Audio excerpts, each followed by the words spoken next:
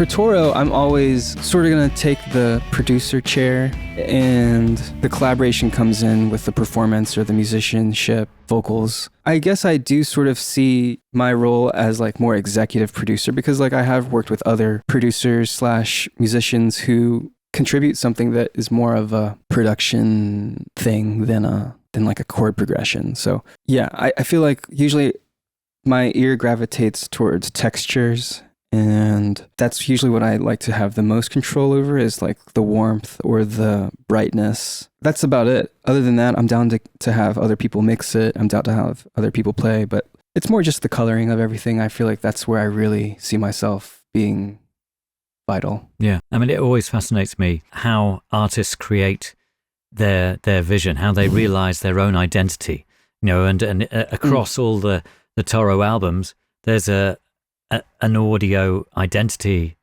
that is there. It's distinct and it's recognizable, but it keeps changing and it's evolving. Yeah, and I always try to remind myself that too, that like to not overthink it and just trust that it's going to eventually have my voice in it. No pun intended, but actually like I don't know what project songs are going to until I actually put vocals on them.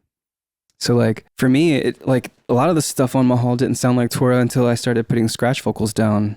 And then I was like, oh, okay, I know how to work with this drum fill. I know how to work with this guitar solo and like where my vocals should sit or how they should sit.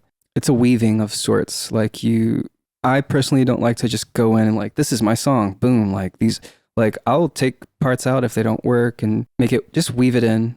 So just having that awareness, I feel like is important. Yeah. And I guess it's interesting for you because you have other projects, you have other outlets. You could turn this into something different again. I really just started recognizing my role too. Just like we said earlier, it's just paying attention to what you can control, things like that. Mm.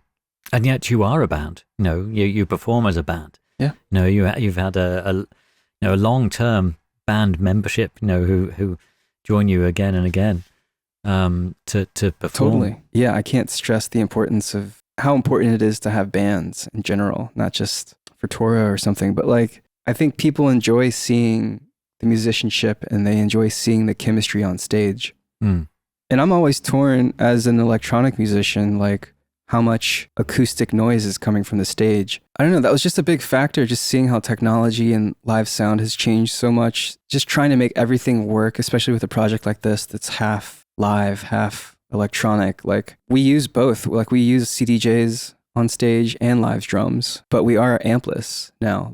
So that's where my producer ear comes in. I'm like, actually, no more amps or like no more cymbals. Like I was really inspired by seeing King Crimson back in 2015, which actually sparked a lot of these ideas. There's this one track on What For called Half Dome. I say Friday night we go watch music, and then the next day we go to Yosemite. That band that I saw on Friday night was King Crimson. And then the next day I went to hike Half Dome, which was pretty sick. So like all of these influences are just now starting to see the light.